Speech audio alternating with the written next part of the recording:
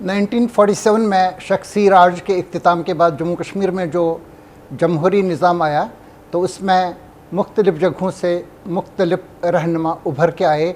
इनमें कुछ ऐसे थे जो सरकारी मुलाजिम थे, बाद में वो सियासत के साथ शामिल हो गए। इनमें ही एक थे चौधरी मोहम्मद हुसैन, जो राजौरी ज़िला के बुधल इलाके से मुंतखब हो गए।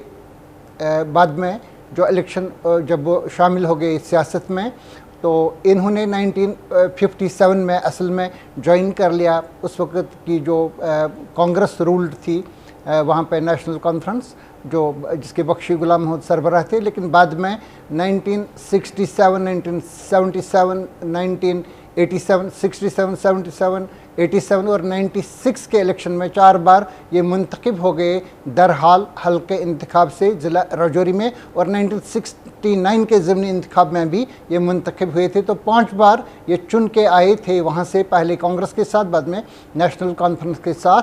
तो इनकी लेगेसी को आगे बढ़ा रहे हैं, क्योंकि चौधरी मोहम्मद हुसैन साहब का इंतकाल हो गया 2002 में, जिस वक्त वो मेंबर ऑफ लेजिस्लेटिव असेंबली थे और मिनिस्टर भी हो चुके थे। 98 में वो यहाँ पे इंडक्ट डॉक्टर फारूक अब्दुल्ला की सरकार में। तो उसके बाद इनकी लेगेसी को आगे चलाने के लिए उनके फर्जंद चौधरी जुल्फ़िकार साहब सामने आए। उन्होंने कुछ इलेक्शन लड़े।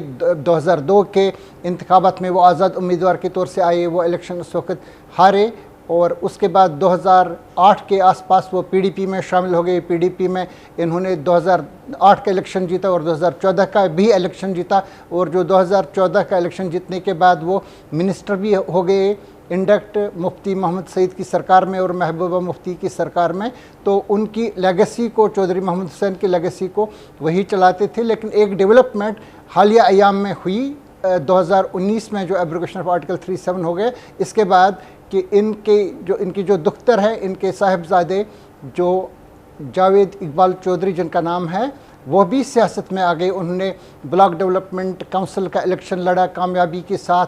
उनकी अहलिया ने भी सरकारी मुलाजमत से रिज़ाइन करके वो भी लड़ी और डीडीसी की वहाँ पे डीडीसी के लिए मुंतखब हो गई वहाँ से, बुधल एरिया से। और उसके बाद जो डिलिमिटेशन हो गए उसमें दरहाल असम्बली हल्के को रीड्रा किया गया और ये बुधल हल्का इंतखाब बन गया। और बुधल से ही नेशनल कॉन्फ्रेंस ने जावेद इकबाल चौधरी को अपना टिकट दे दिया 2024 के असम्बली इलेक्शन में, और वो वहाँ से कामयाब हो गए पहले ही इलेक्शन में। आज हमारे मेहमान हैं वही जावेद इकबाल चौधरी साहब।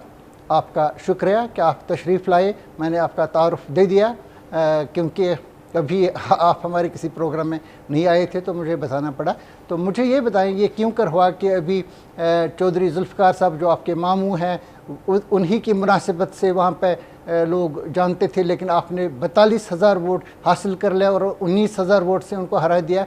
ये किस किस्म की तब्दीली कैसे आ गई वहाँ पे? इसकी मैं आपको थोड़ी बैकग्राउंड बताना चाहूँगा। जी हाँ, कैसे आया बताएं। मैं एक सियासी आदमी था नहीं, मेरा अपना छोटा मोटा कारोबार था, बिज़नेस करता था। तो जो 2018 में एक पंचायती इंतखाबात हो रहे थे, तो मेरे वालिद साहब हाजी इस्लामुद्दीन साहब रिटायर्ड तहसीलदार थे और नौकरी से रिटायर हो चुके थे। तो गांव के लोग उनको यहाँ जम्मू में आए। हम पिछले 15-20 साल से जम्मू में ही रह रहे थे, तो कि आप आएँ जी, इसमें पार्टिसिपेट करें, हमारा इलाका खाली है, हमारी रहनुमाई करें। तो वो इलेक्शन कंटेस्ट करने वहाँ पे गए गांव में। तो मैं भी उनको असिस्ट कर रहा था। तो उनकी अचानक दिल का दौरा पड़ने से उनकी वफ़ात हो गई। तो फिर गांव के लोगों ने मुझे आगे कर लिया कि आपको ये कंटेस्ट करना है सरपंच का इलेक्शन। तो फिर मैंने वहाँ से शुरुआत की। मुझे पहले उन्होंने बिला मुकाबला पंच जो चुना, फिर सरपंच चुना वहाँ के लोगों ने। तो फिर चलते चलते तकरीबन 1 साल के बाद जब मेरा काम काज पंचायत में लोगों ने देखा, तो दूसरी पंचायतों के जो सरपंच हजरात थे उन्होंने मुझे वहाँ पे बुलाना शुरू कर लिया कि आप हमें भी थोड़ा, हमारी भी रहनुमाई करें। तो 1 साल के बाद बीडीसी इलेक्शन हुआ, तो फिर मैंने उसमें पार्टिसिपेट किया और मैं बीडीसी चेयरपर्सन बना और फिर वहाँ से शुरुआत हो गई जी। फिर उसके बाद 1 साल के बाद डीडीसी इलेक्शन आ गया, तो फिर उसमें भी पार्टिसिपेट किया। पहले तो क्योंकि सियासत में बहुत सारे फैक्टर होते हैं, ये कोई इंटरप्राइजेज तो है नहीं कि एक आदमी की है जी। तो जुल्फ़िकार साहब को भी मेरे वालिद साहब भी सपोर्ट करते थे। मेरे नाना जी को मेरे वालिद साहब का बड़ा मेजर रोल रहता था उनके इलेक्शन में, क्योंकि वो ज़मीन से जुड़े हुए थे। वो 20-22 साल उसी एरिया में पटवारी रहे, गरीब गुरबा की मदद करते थे, लोग उनके साथ जुड़े हुए थे। और भी बहुत सारे फैक्टर होते हैं सियासत में, एक आदमी की इंटरप्राइज तो होती नहीं। तो फिर मैंने जुल्फ़िकार साहब को कहा कि मुझे इसमें पार्टिसिपेट करें तो डीडीसी इलेक्शन में। तब उन्होंने बोला ये मेरी विरासत है, इसमें आप नहीं कर सकते। तो उन्होंने मेरे बजाय नसीम लियाकत साहब को सपोर्ट किया डीडीसी इलेक्शन में जी। उसी कन्फ्रंटेशन से फिर हमारी रास्ते अलग हो गए, तो फिर मैं सियासत में आ गया।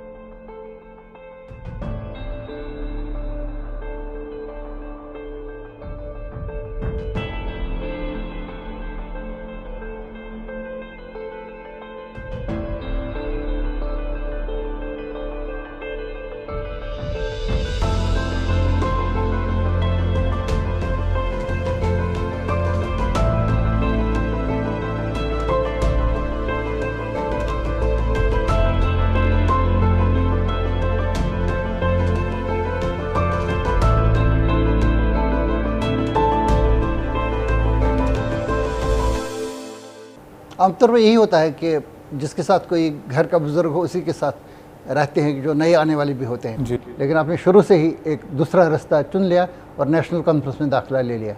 देखिए, मेरा सियासत में आने का था नहीं, मुझे लोगों ने मजबूर किया कि आप ये जो पंचायती राज इंस्टीट्यूशन है इसको चलाओ, यहाँ पे अच्छे से पब्लिक की खिदमत करो। पब्लिक का प्रेशर था मेरे पे, तो तब मैं डीडीसी इलेक्शन में पार्टिसिपेट करना चाहता था। तो जब उन्होंने मेरी सपोर्ट नहीं की, उन्होंने दूसरे कैंडिडेट को चूज़ कर लिया, तो फिर पब्लिक ने मुझे खड़ा कर लिया कि आपको आप पीछे हटना नहीं। तो तब तक नेशनल कॉन्फ्रेंस का मैंने जो ज्वाइनिंग है वो सिर्फ इलेक्शन के दौरान ही, अभी जाके जब मैंने देखा कि अभी नेशनल कॉन्फ्रेंस, एक तो हमारे एरिया में ज़्यादा जो मेजर फैक्टर है वो मियां अल्ताफ़ साहब का तो रहता ही है, वो तो एक सेंट्रल फिगर हैं जम्मू कश्मीर की रियासत की जो सियासत में। मैं तो समझता हूँ कि वो नेशनल कॉन्फ्रेंस की बैकबोन है, तो उनका काफ़ी अच्छा इन्फ्लुएंस मेरी कंस्टिट्यूंसी में है। तो फिर उस वजह से भी, क्योंकि मुझे लगा कि यहाँ पे ज़्यादा अच्छा पर्सपेक्टिव जो है वो नेशनल कॉन्फ्रेंस का, तो फिर मैंने इलेक्शन से कुछ दिन पहले ही एनसी को ज्वाइन किया। पहले वारिस तो जुल्फ़िकार साहब ही थे चौधरी साहब के, बाद में वो पीडीपी को छोड़ करके पहले तो पीडीपी में शामिल हो गए, जो चौधरी मोहम्मद हुसैन साहब उसके साथ कभी नहीं थे, और मैं तब तक कुछ खास इसका असर भी नहीं था जब तक उन तक इनका इंतकाल हो गया। लेकिन उसकी बिल्कुल हरीफ, नेशनल कॉन्फ्रेंस की हरीफ ऑर्गेनाइजेशन के साथ जुल्फ़िकार साहब शामिल हो गए और अचानक उनको बाद में उन्होंने छोड़ दिया। 2020 में शायद वो अपनी पार्टी के साथ चले गए जी, और बिलाखिर अब वो भारतीय जनता पार्टी के लीडर बन गए हैं अपने एरिया में। क्या यही वजह है कि इस वजह से उनको ये इतना कम वोट मिला, 19,000 से इन्हें ये हारना पड़ा ये इंतखाब? हमारी रजौरी पुंछ की सियासत थोड़ी डिफरेंट है, क्योंकि जो भी जिस पार्टी में जाता है वो वहीं रहता है। लोग जो पार्टियां तब्दील करते हैं उनको ज़्यादा मौका नहीं देते हैं। तो जैसे चौधरी असलम साहब हैं, बहुत बड़ी फिगर थी सियासत के, कांग्रेस में रहे, तो कांग्रेस में ही वो उन्होंने पूरी ज़िंदगी अपनी गुजार दी। हाँ, शुरू से आखिर तक उनको बिल्कुल हारे या जीते, लेकिन वो कांग्रेस में ही रहे। बिल्कुल। फिर असलम खान साहब हैं, एक बार एमएलए बने, फिर उनको टिकट नहीं मिली, फिर भी वो एनसी में ही रहे। जितनी भी जो बड़ी फिगर हैं रजौरी पुंछ की, वो अपनी उन्होंने पार्टियों को तब्दील नहीं किया। तो जिसने भी पार्टी को तब्दील किया, जिसने भी अपने करैक्टर को चेंज किया, तो लोगों ने उसको दोबारा मौका बहुत कम दिया है। आखिर तक मुश्ताक बुखारी साहब भी लगातार नेशनल कॉन्फ्रेंस के साथ ही थे। बिल्कुल जैसे उन्होंने पार्टी चेंज की तो लोगों ने उनको भी रिजेक्ट कर दिया जी। तो ऐसे ही जुल्फ़िकार साहब पहले एनसी में थे, तो फिर एनसी ने तब इनको मैंडेट डिनाई कर दिया, क्योंकि जब चौधरी साहब बीमार हो गए तो सारी मिनिस्ट्री जुल्फ़िकार साहब चलाते थे। तो एक पब्लिक की रिजेंटमेंट थी उनके ख़िलाफ़, क्योंकि वो पब्लिक को देखते नहीं थे। तो फिर पीडीपी में हमने खुद शामिल करवाया। मेरे बड़े भाई साहब सहाफ़ी हैं, वो तो आप सहाफ़ी लोगों का रब्ता तो हर जगह होता है जी। ज़फ़र चौधरी साहब, तो उनका बड़ा अच्छा रब्ता था मुफ्ती साहब के पास साथ। तो तब महबूबा मुफ्ती साहिबा ने मना कर दिया था कि भाई जुल्फ़िकार साहब के हाथ गंदे हैं, मैं इनको पीडीपी में शामिल नहीं करूँगी। तो फिर हमने लड़ झगड़ के उनके साथ। हाथ गंदे हैं मतलब क्या है?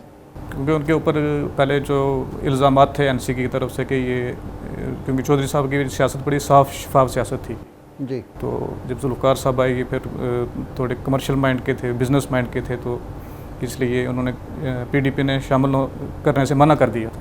फिर ज़फ़र साहब ने लड़ झगड़ के उनको पीडीपी में शामिल किया। फिर हमने बड़ी मेहनत की इनके साथ, इनको 2 बार वहाँ पे एमएलए इनको। तो आपके भाई ज़फ़र साहब ने इन पर दबाव डाला था और उनको टिकट दिलवाया था 2008 का। तो पार्टी ज्वाइन करवाई 2002 में जी, जब वो इंडिपेंडेंट इलेक्शन हार गए थे 2002 का, तो ठाकुर साहब जीते थे। तो तब पीडीपी ज्वाइन करने में जफर साहब का ही रोल था। जी, तो उसको उनका ही रोल था उसमें। बिल्कुल। तो अब क्या वहाँ पे सियासी सूरत हाल क्या है? अब ये 2 इलेक्शन हो गए, एक तो लोकसभा वाला इलेक्शन भी ख़त्म हो गया जिसमें अल्ताफ़ साहब मुंतखब हो गए और वो भी गुज्जर बरदरी से ताल्लुक़ रखते हैं। हालांकि जो वोट उनको मिला वो इक्वली मिला, कश्मीरियों की तरफ से, मुस्लिम्स हों, दूसरे इनको नेशनल कॉन्फ्रेंस का जो हिंदू वोट, सब वोट मिला। इसी वजह से इनका मार्जिन भी बहुत अच्छा खासा था। और उसके बाद आपका इलेक्शन ऑलमोस्ट स्वीप कर दिया नेशनल कॉन्फ्रेंस ने, और कांग्रेस ने भी एक सीट वहाँ से, राजौरी की जो सीट वहाँ पर रिजर्व थी, वहाँ से वो भी जीते। और इन जो पीर पंचाल वाली 9 सीट से इसमें से सिर्फ 1 सीट चली गई कालाकोट सुंदरबनी वाली बीजेपी के हाथ में। तो अब क्या सूरत हाल है इस वक्त राजौरी पुंछ डिस्ट्रिक्ट में, खासतौर से आपके राजौरी एरिया में? देखिए, राजौरी पुंछ के लोग सियासी तौर पे काफ़ी मैच्योर हैं।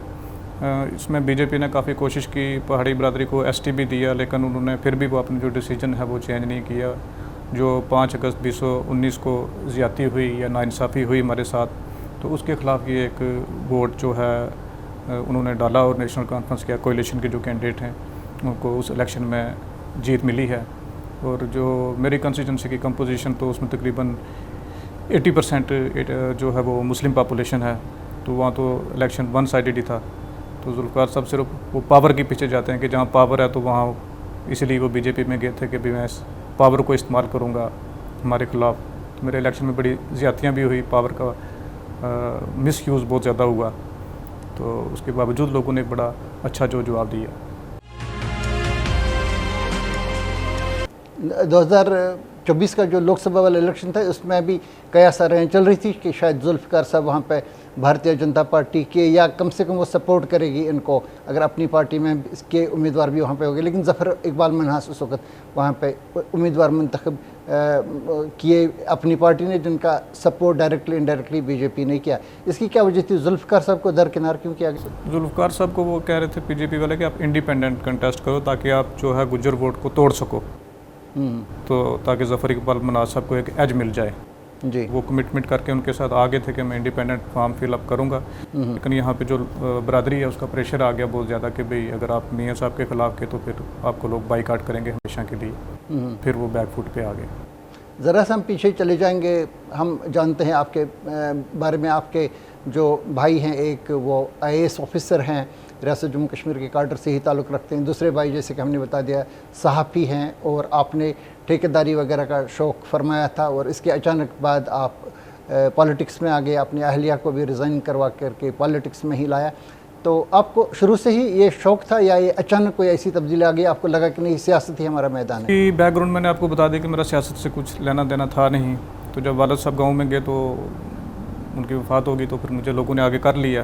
तो फिर मैंने ये सोचा कि शायद अल्लाह ताला ने कोई मेरे हाथ से कोई काम लेना है, इसलिए ये बहाना बन। अदरवाइज शुरू से आपका क्या एम्बिशन था, आप क्या बनना चाहते थे? मैं बिजनेसमैन, एक अच्छा सक्सेसफुल बिजनेसमैन बनना चाहता था जी। तो फिर जब वो जुल्फ़िकार साहब ने मुझे कंटेस्ट करने से मना कर दिया DDC का इलेक्शन, तो फिर मेरी अहलिया जो एक रिज़र्व सीट थी वुमेन के लिए, तो उससे मैंने उसको कंटेस्ट करवाया और दूसरी सीट से मैंने कंटेस्ट किया। मेरी अहलिया जीत की इलेक्शन और मैं हार गया थोड़े मार्जिन से। जी, तो बस यही बैकग्राउंड है। शुरू से ये सियासत का शौक़ नहीं था? शुरू से कोई सियासत का कोई शौक़ नहीं था इस किस्म का, तो ये सारा हादिसतन है।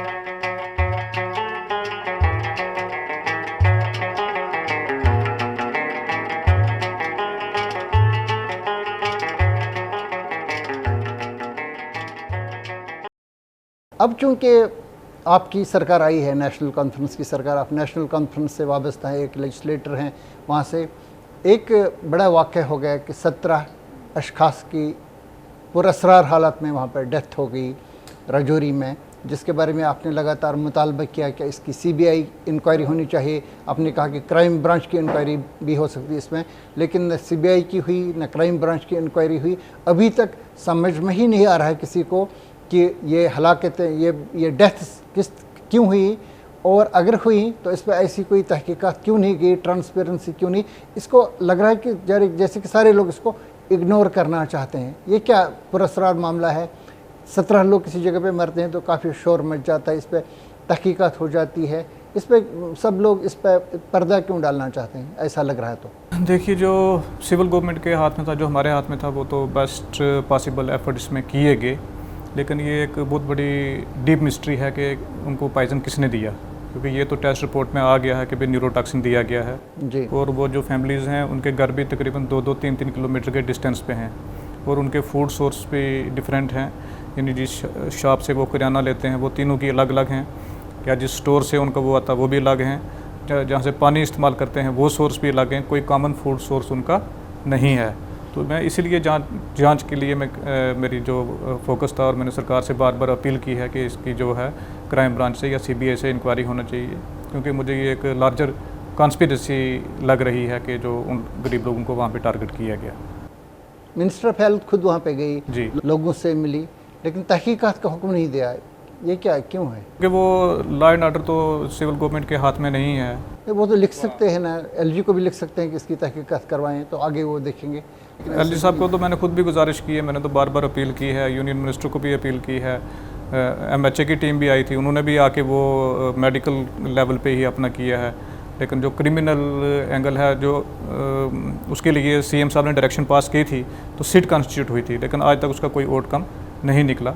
और ये जो डेथ्स हैं, मुझे तो लगता है कि ये सारे केसेस रिलेटेड लग रहे हैं। जैसे कठुआ में भी वो 5 लोगों की मिस्टीरियस डेथ हो गई है, और कुलगाम में 2 लोगों की डेथ हो गई है। तो ये इसीलिए मैं जांच के लिए कह रहा था कि भाई ये कोई लार्जर कॉन्स्पिरेसी मुझे लग रही है। डेथ्स होती रहती हैं। जिस दिन हम इस वक्त आपके साथ बात कर रहे हैं, आज भी आपके एरिया में एक लड़का पाया गया जिसके बारे में ये बताया जा रहा है कि वो हैंग्ड था, मतलब लटकाया गया था, या इसने अपने आप को ये होता है। लेकिन एक जब पॉलिटिशियन इस किस्म के बयान देते हैं, और आपकी कम्युनिटी से भी कई लोग ऐसे हैं, कई वकला भी ऐसे हैं जो इस किस्म का माहौल तैयार कर रहे हैं कि कभी कभी लगता है ये कॉन्स्पिरेसी थ्योरीज पे काम कर रहे हैं। कैसे कह सकते हैं कयास आरोपों की बुनियाद पर, कैसे हम कह सकते हैं कि ये सारी वाक़ात रिलेटेड है? क्यों कोई चाहेगा एक पर्टिकुलर कम्युनिटी के लोगों को रात के अंधेरे में मारना? क्यों चाहेगा? कोई भी मौत होती है, किसी की मौत होती है, तो उसकी फैमिली के पास एक आंसर होता है कि इसको हार्ट अटैक से डेथ होगी जी बंदे को, या किसी को कैंसर हो गया, या किसी की एक्सीडेंट में डेथ होगी। लेकिन ये जो डेथ हुई हैं, इसमें जवाब कोई नहीं है कि ये डेथ क्यों हुई है। खुशी से तो कोई जहर खाता नहीं, इसलिए हम चाहते हैं कि इस पर इन्वेस्टिगेशन हो, पता लगे कि इनको जहर किसने दिया है। इसलिए हमें लग रहा है कि ये कॉन्स्पिरेसी, और इसलिए हम डिमांड कर रहे हैं कि इस पर इन्वेस्टिगेशन होनी चाहिए। तो सवाल इसलिए आपसे है कि सरकार आपकी है, ये बात सही है कि होम डिपार्टमेंट चीफ मिनिस्टर साहब के इनके कंट्रोल में नहीं है, लेकिन वो लिख सकते हैं मरकज़ी सरकार को, लेफ्टिनेंट गवर्नर को लिख सकते थे, minister for health and medical education या चीफ मिनिस्टर की इसकी तहकीकात करवाइए, बिल्कुल CBI से करवाए। बिल्कुल। इनको क्या इसमें दिक्कत आ रही है? उनको लॉ एंड ऑर्डर तो उनके पास है नहीं है, लेकिन उन्होंने कहा है, MHA की टीम को भी उन्होंने कहा है कि इसमें इन्वेस्टिगेशन करें, उस पार्ट पे इंक्वायरी करें, लेकिन वहाँ से कोई रिस्पांस इसमें नहीं आ रहा है।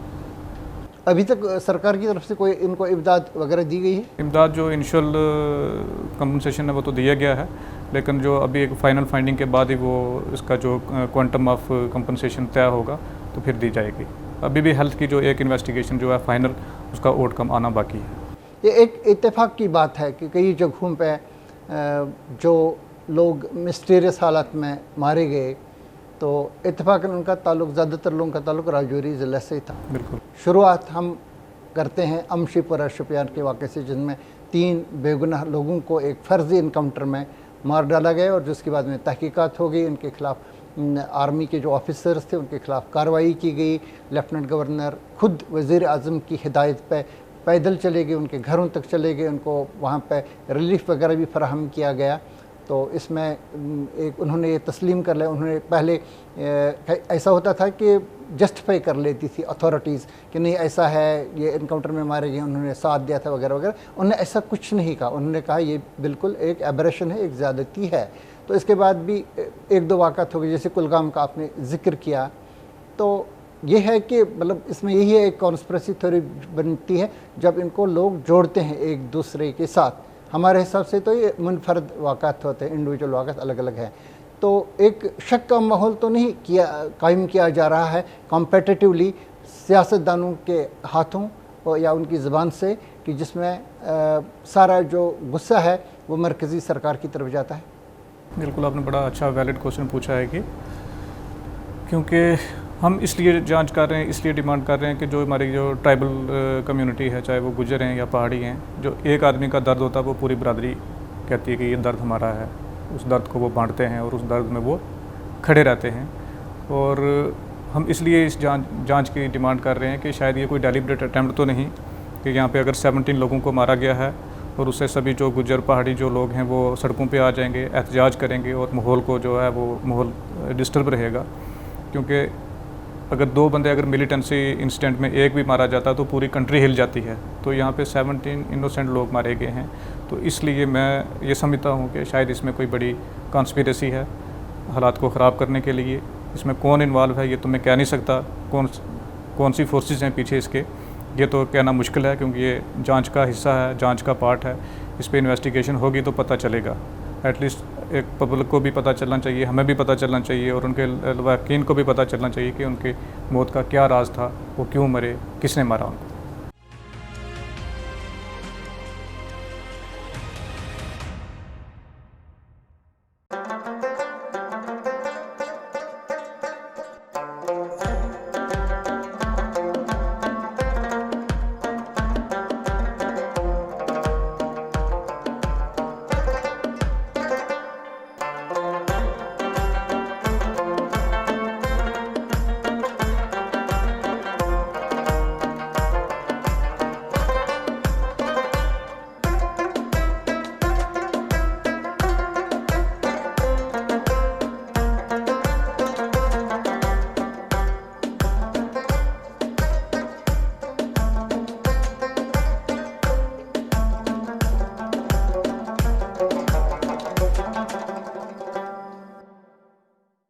हालात अगर ख़राब करने होते, अगर ये मकसद होगा, तो जो स्पॉट्स होते हैं, जो सेंसिटिव स्पॉट्स में ख़ासतौर से राजौरी का टाउन है, बिल्कुल वो बुधल नहीं है, वो दरहाल नहीं है, वो राजौरी का टाउन है जहाँ पे इस किस्म के वाक़ात होते थे। पिछली बार भी जब असम्बली का इजलास चल रहा था, मेरे ख्याल से 2014 या 13 के आसपास चल रहा था, तो उस वक्त भी वहाँ पे एक वाक़या हो गया था। तो सारे लोग वहाँ पे परेशान हो गए थे, अब पता नहीं ये आग भड़क सकती है। तो बाद में जब भारतीय जनता पार्टी की सरकार आ गई तो उन्होंने कुछ ऐसे जो लीडर्स थे जो मनाफरत पैदा करने के लिए जम्मू आते थे बाहर से, उनके खिलाफ यहाँ पे FIR भी लग चुके थे, तो उनको उन्होंने मुकम्मल तौर पे पाबंदी लगा दी। उन्होंने तो उनको राजौरी में आने ही नहीं दिया उसके बाद से। तो ऐसा हम क्यों कहेंगे कि लोग फ़िरक़ावाराना मनाफरत या इस किस्म की आग भड़काना चाहते हैं, जबकि एविडेंस इसके बरक्स मिल रही हैं? देखिए, फ़िरक़ावाराना इसमें एंगल नहीं है। जो बडाल की किलिंग है, इसमें फ़िरका परस्ती की वहाँ पे ऐसी कोई बात। इसमें कौन सा एंगल आपको लग रहा है? ये अभी तो मिस्ट्री है, मिस्टीरियस चीज़ है। अभी तो मिस्ट्री है ये कि 17 लोग मारे गए हैं, तो उनकी मौत का कोई जवाब नहीं है, उसका कोई पता नहीं चल रहा है, और किसने जहर दिया है, क्यों दिया है, ये तो मिस्ट्री है। अभी हालिया अयाम में ही पार्लियामेंट ने ये बिल पास किया है, वक्फ तरमीमी बिल, जो लोकसभा में भी और राज्यसभा में भी पास हो गया और ये अब एक्ट बन गया, जिसके खिलाफ नेशनल कॉन्फ्रेंस ने मजमूई तौर पर एक रद्द-ए-अमल ज़ाहिर किया, इसके बरक्स इसके लिया है। और उसके साथ साथ बाकी जो पार्टीज़ है, यहाँ भारतीय जनता पार्टी को छोड़ करके सभी पार्टीज़ ने इसकी मुखालफत की है। आपके हल्के, आपके ज़िला की मुनासिबत से ये इसलिए भी अहम है क्योंकि वहाँ पे बहुत सारे ऐसे श्राइन्स हैं, इंक्लूडिंग शाहदरा शरीफ का जो श्राइन वहाँ पे है, इंक्लूडिंग बाबा गुलाम शाह बादशाह यूनिवर्सिटी। इस किस्म की जो वहाँ पे तनसीबात हैं, जो वहाँ पे फाउंडेशंस हैं, तो इससे वो बड़ी हद तक मुतासिर हो सकती हैं। तो आप इस बारे में अब आप किस किस्म का रद्द-ए-अमल कर रहे हैं और आपका लाहे-अमल क्या है, ख़ासतौर से with particular reference to the district of Rajouri? देखिए, इसके लिए तो हम अपनी रिजेंटमेंट ही शो कर सकते हैं, जो हम कर रहे हैं। और कल भी बुधल में जो हमारी यूथ की एनसी की टीम थी, उसने बहुत मैसिव लेवल पे एहतजाज किया है। और कल जो लेजिस्लेचर पार्टी की मीटिंग थी उसमें भी हमने एक रेजोल्यूशन पास किया है कि भाई ये इसके ख़िलाफ़, और असेंबली में भी बात की गई है कि वहाँ भी लाया जाएगा रेजोल्यूशन और इसको कंडेम करेंगे। और ये तो बहुत बड़ी एक ज़्यादती हो गई है, क्योंकि ये सिर्फ़ एक बिल का मसला नहीं है, ये राइट टू फ्रीडम जो है, राइट टू रिलीजन जो है, उसके ऊपर अटैक है। और ये जो बीजेपी की और आरएसएस की आइडियोलॉजी है, जो सावरकर की और गोवालकर की, कि भी जो इंडस से लेके सी तक जो है, जो सारी जो ये लैंड है, ये हिंदू लैंड है, इसमें जो है मुस्लिम और जो क्रिश्चियन है उनको एक्सक्लूड करना चाहिए। तो मुझे लगता है कि उसी एंगल में, उसी बैकड्रॉप में बीजेपी ने ये किया है कि जो हमारी ज़मीन पे कब्ज़ा करेंगे जो वक्फ़ की लैंड है। तो रजौरी पुंछ तो काफ़ी सेंसिटिव डिस्ट्रिक्ट है, क्योंकि वहाँ पे मेजॉरिटी जो पॉपुलेशन है वो 85% जो है मुस्लिम पॉपुलेशन है। पब्लिक के बीच बड़ा गुस्सा है, गम है, रोष है। आज भी एहतजाज हो रहे हैं हर जगह, हर पंचायत में, जगह जगह लोग जो है एहतजाज कर रहे हैं, और आने वाले दिनों में ये और बढ़ेगा। अब जबकि हम ये बात दोहरा रहे हैं कि अब नेशनल कॉन्फ्रेंस की सरकार आ चुकी है, और आपने जो वादे किए हैं, आपके मंशूर में जो चीज़ें इसमें हैं, इसमें कई चीज़ें ऐसी हैं जैसे कि आवाम को, बेरोज़गारों को रोज़गार देने का मामला है, रिजर्वेशंस को दुरुस्त करने का मामला है। इसको लेकर के नेशनल कॉन्फ्रेंस अक्सर जमा ये कह रहे हैं कि अभी तक हमारे हाथ में इख्तियारात नहीं हैं। कई ऐसे वहाँ पे डिपार्टमेंट्स हैं जिन पे डायरेक्टली नेशनल कॉन्फ्रेंस गवर्नमेंट का कंट्रोल है, चीफ मिनिस्टर का कंट्रोल है, लेकिन ऐसा लग रहा है कि ये हर चीज़ में ये बताना चाहते हैं कि हमारे हाथ में कंट्रोल नहीं है, लेफ्टिनेंट गवर्नर कुछ करने नहीं देते हैं। जैसे कि अभी हाल ही में जो तबादले वगैरह हो गए, तो इसको कितनी देर तक हम इसको एक जवाज़ बना सकते हैं चीज़ें न करने का?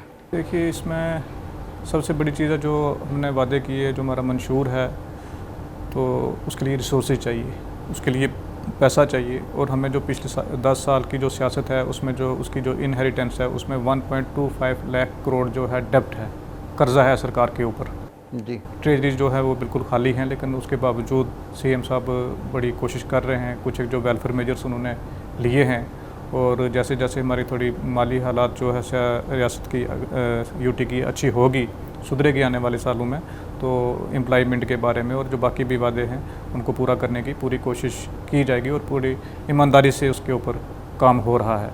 बाकी हाँ, आपने जहाँ पे एलजी साहब के इंटरफेरेंस की बात की, वो तो आपने देख लिया कि जो जुरिस्डिक्शन सीएम साहब की थी उसको ओवर रन करने की कोशिश की गई है, जो केएस ऑफिसर्स की ट्रांसफ़र की गई है।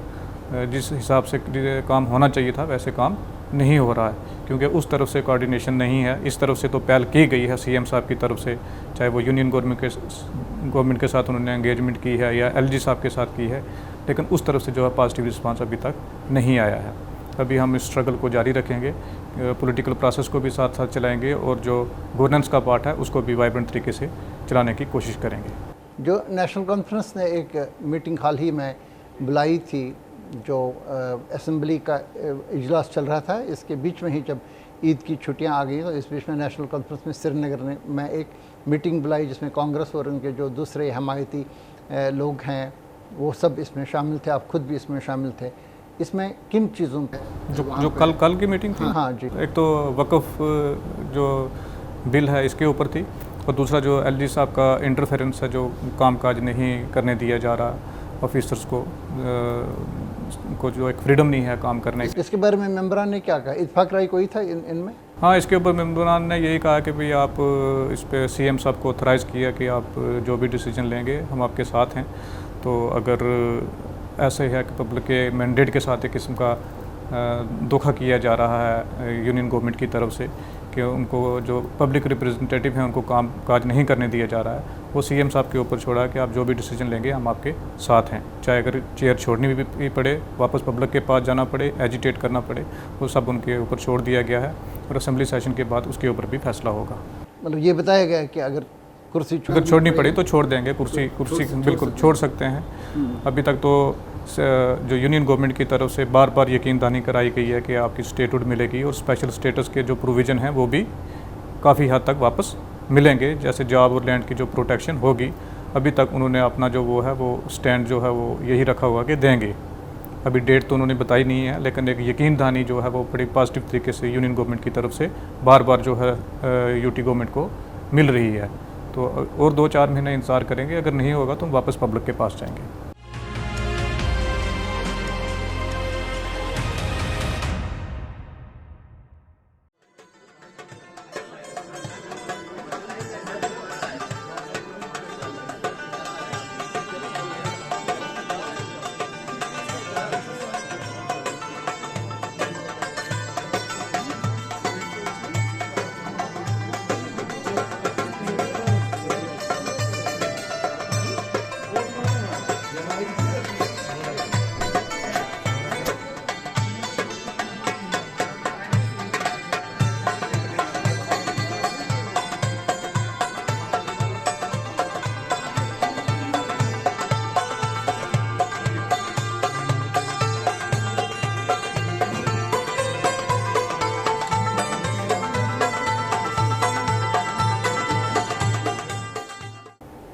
ये एक सरहदी इलाका है राजौरी पुंछ, और बदकिस्मती से जैसे कि मैंने कहा कि कई वाक़यात हुए।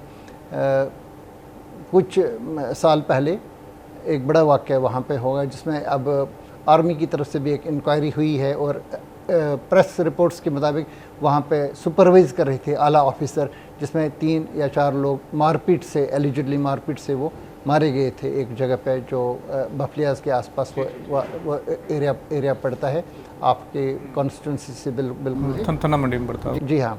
तो इस एरिया में मतलब इस किस्म के जो वाक़यात होते हैं, इसकी एक बड़ी वजह ये होती है कि वहाँ पे मिलिटेंट्स की मूवमेंट रहती है। कई वाक़यात वहाँ पे हुए जहाँ पे गाड़ियों पे हमला किया गया, 4-4, 5-5 फौजियों की वहाँ पे मतलब मारे गए, वहाँ पे कैजुअल्टीज़ हो गई, क्योंकि एक सरहदी इलाका ये पहले भी था, लेकिन बीच में पिछले 2-3 साल से वहाँ पे कई ऐसे सारे वाक़यात हो गए हैं। अब वहाँ पे सूरत हाल क्या है? हालांकि मैं ये समझ रहा हूँ कि आप लोगों के पास होम डिपार्टमेंट नहीं है और इस आपको खातिर में बहुत ज़्यादा इसमें नहीं लाया जाता है, लेकिन ये इम्पॉर्टेंट है कि एब्रोगेशन ऑफ आर्टिकल 370 के बाद प्राइम मिनिस्टर जम्मू कश्मीर सिर्फ 2 बार आए, और दोनों बार वो ज़िला राजौरी में चले गए और फौजियों के साथ उन्होंने मेरे ख्याल से दिवाली मनाई उन्होंने। दोनों वक्त पे वो वहीं पे हुआ ये सारा। तो आपको क्या लग रहा है, क्या लोगों में अभी तक कोई इस किस्म का सेंस ऑफ इनसिक्योरिटी है कि अभी भी यहाँ पे मिलिटेंसी है और अभी भी हमें शिकार होना पड़ेगा, या अब इसमें हालात बड़ी हद तक अब ठीक हो गए, अब कोई खौफ नहीं है? देखिए, हालात तो ख़राब हुए हैं। 5 अगस्त 2019 के बाद जो मिलिटेंसी का सारा फोकस है, जो मिलिटेंट का फोकस है, जो बॉर्डर के उस पार से जो टेररिज्म चलाया जा रहा है, वो जम्मू डिवीज़न में ही चलाया जा रहा है। कश्मीर को उन्होंने एक्सक्लूड कर दिया हुआ, वहाँ बहुत कम है, यहाँ पे बहुत ज़्यादा हो गया है। जैसे मेरी अपनी कॉन्स्टिट्यूंसी में केसरी हिल के मुकाम पे 5 पैरा ट्रूपर्स को मार दिया गया और मिलिटेंट पकड़ा नहीं गया, ना कोई मिलिटेंट का फुटप्रिंट मिला जी। उसके बाद मेरी कॉन्स्टिट्यूंसी में 2 इंसिडेंट और हो गए, एक बुद्दल के अंदर हो गया, एक गुंदा के अंदर हो गया इनकाउंटर, और सिर्फ एक मिलिटेंट जो है वो भी वीडीसी के मेंबर ने उसको गन डाउन किया है। और उससे पहले डांगरी में हुआ, राजौरी कॉन्स्टिट्यूंसी में, वहाँ पे कितने सारे लोगों को मार दिया गया, 7 लोगों को मार दिया। वहाँ भी मिलिटेंट का कोई फुटप्रिंट नहीं मिल रहा है, क्योंकि ये एक बहुत बड़ा सरकार के लिए चैलेंज बना हुआ है। उससे पहले नवजोन वाला शिवखोरी वाला वाक़या भी वो भी आपकी कॉन्स्टिट्यूंसी? वो मेरी कॉन्स्टिट्यूंसी से बाहर है, उसके मुल्क ही है। बिल्कुल इसी रोड पे टांडा के मुकाम इसके एंड पे एक बस ड्राइवर को मार दिया गया जी। तो काफ़ी सारे जो हाथ वो मिलिटेंसी ने जो स्पीड हमारे जम्मू डिवीज़न में पकड़ ली है। और मुझे लगता है कि फोर्सेस के पास सबसे बड़ा चैलेंज ये है कि मिलिटेंट का फुटप्रिंट नहीं मिल रहा है। उन्होंने अपनी जो स्ट्रेटजी है, प्लानिंग है, वो बिल्कुल चेंज कर दी है। लोकल पब्लिक के साथ उनका कोई कनेक्शन, कोई बिल्कुल आज तक वो नहीं मिला है। किसी ने उनको देखा नहीं है, किसी के पास वो खाना नहीं खाते हैं, किसी से वो बात नहीं करते हैं, उनका कोई फुटप्रिंट नहीं मिल रहा। मुझे लगता है सरकार के पास इस वक्त की सामने एक बहुत बड़ा चैलेंज है।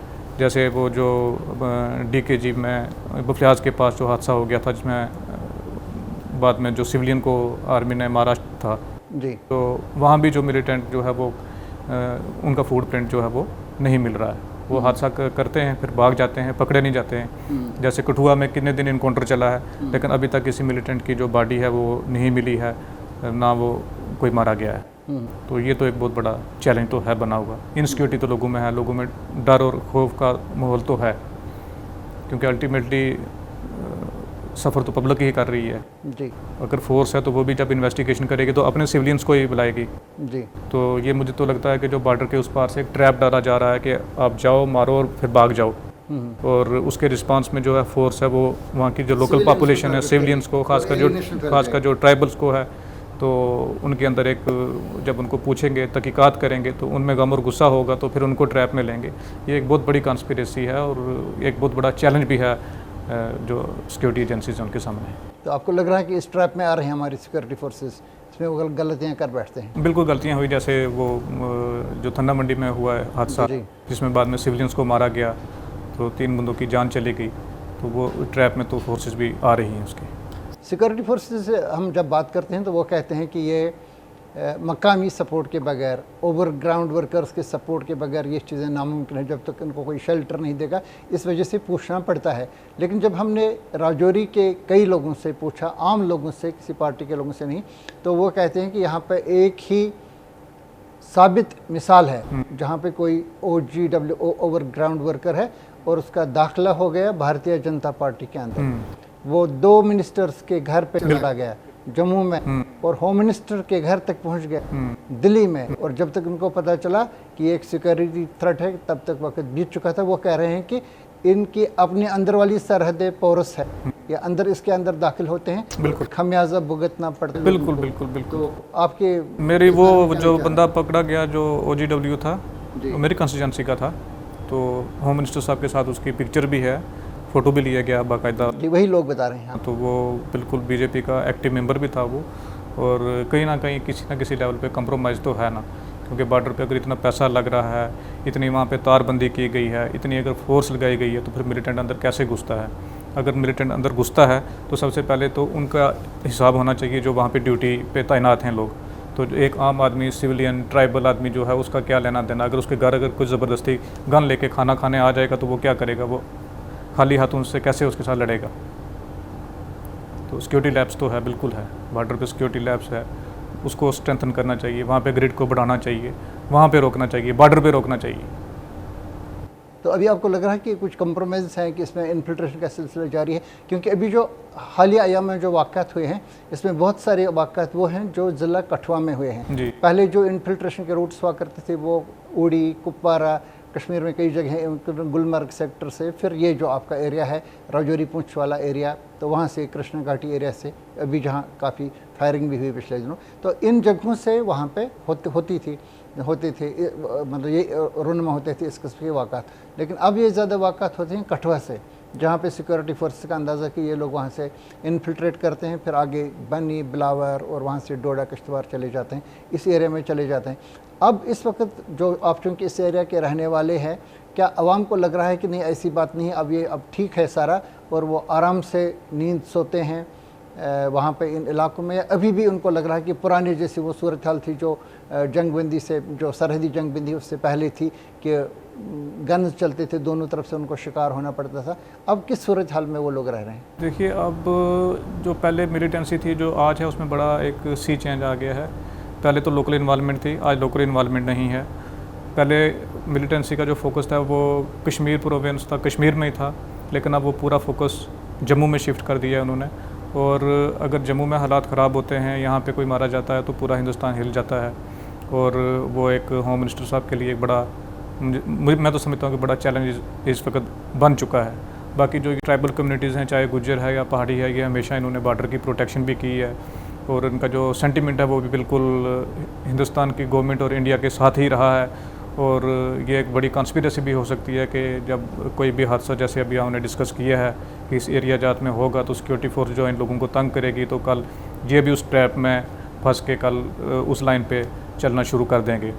तो इसलिए तो मैं समझता हूँ कि जम्मू डिवीज़न में एक बहुत बड़ा जो इस पर चैलेंज बना हुआ है, एक चैलेंज बना हुआ है, ये बहुत बड़ा चैलेंज।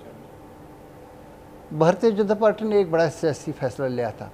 इन्होंने पहाड़ी कम्युनिटी का एक मुतालबा जो पिछले 30-35 साल से पड़ा हुआ था, जिस पर कोई गौर नहीं कर रहा था और जिसके बारे में पहाड़ी कम्युनिटी को बड़े एतराज़ात थे, गुलाम नबी आज़ाद साहब पे, बहुत बड़े सारे लोग ये हमें शेड्यूल्ड ट्राइब का दर्जा नहीं मिलने दे रहे हैं।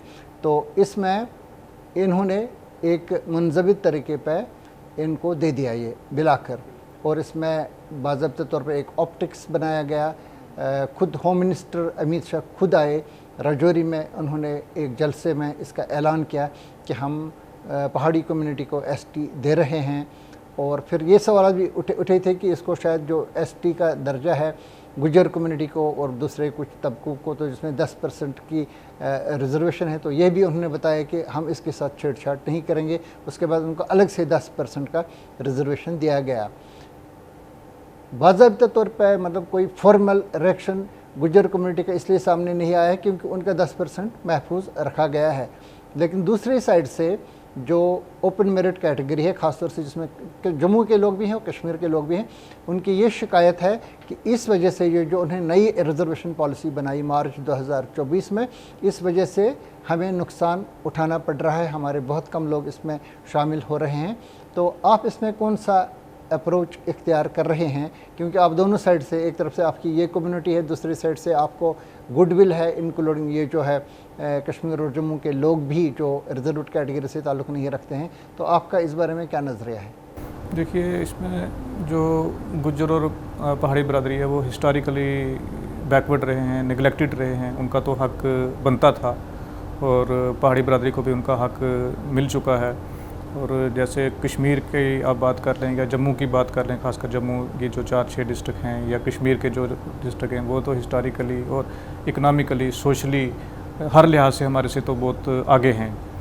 तो उनका भी जो अपनी जगह उनकी जो रिजेंटमेंट है वो भी ठीक है, लेकिन उसके साथ साथ जब भी इसमें पर कोई बात होगी तो हमने तो अपनी जो कम्युनिटीज़ है उनकी प्रोटेक्शन के लिए तो बात करनी है कि गुज्जर और पहाड़ी का जो कोटा है उसके साथ छेड़छाड़ ना की जाए।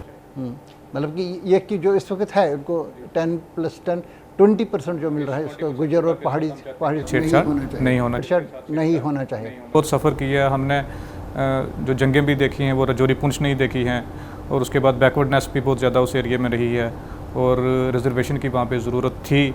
और आज अगर कोई किसी पोस्ट पे या कहीं पहुंचा है तो उसी रिजर्वेशन के बलबूते पे है। वहाँ पे कोई फैक्ट्री नहीं है, वहाँ पे कोई ऐसे टूरिज़्म नहीं इस्टेब्लिश हुआ है, ऐसे कोई है नहीं चांस से लोगों की कोई लाइवलीहुड चले, और आ जाके उनको ये रिजर्वेशन ही है जिसकी वजह से कोई डॉक्टर बन रहा है, इंजीनियर बन रहा है या कोई केएस कर रहा है। तो हम तो चाहेंगे कि उसकी प्रोटेक्शन होनी चाहिए, जो 10% गुज्जर का और पहाड़ी का उसके साथ छेड़छाड़ नहीं होनी चाहिए।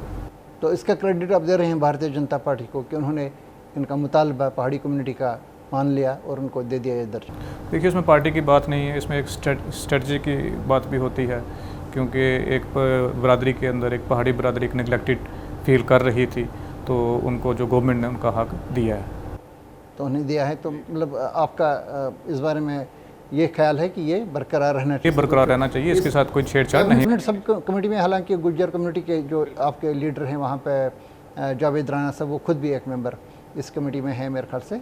और क्या आप कोई रिप्रेजेंटेशन दे रहे हैं, बाज़ाब्ता तौर पे अपने आप को रजिस्टर कर रहे हैं कि इसके साथ कोई छेड़छाड़ नहीं करना चाहिए? बिल्कुल, मैंने तो असेंबली में भी ये अपनी स्पीच में भी, जो बजट की स्पीच है उसमें मैंने कहा था, जो ग्रांट्स पे जब मैं स्पीच दे रहा था जो ट्राइबल अफेयर डिपार्टमेंट की, तो उसमें मैंने ये बात रखी थी कि जब भी ऐसा कुछ किया जाए तो गुज्जर और पहाड़ी बरादरी को कॉन्फिडेंस में लेके ही कुछ करना चाहिए, इस जो कोटे के साथ छेड़छाड़ नहीं होनी चाहिए।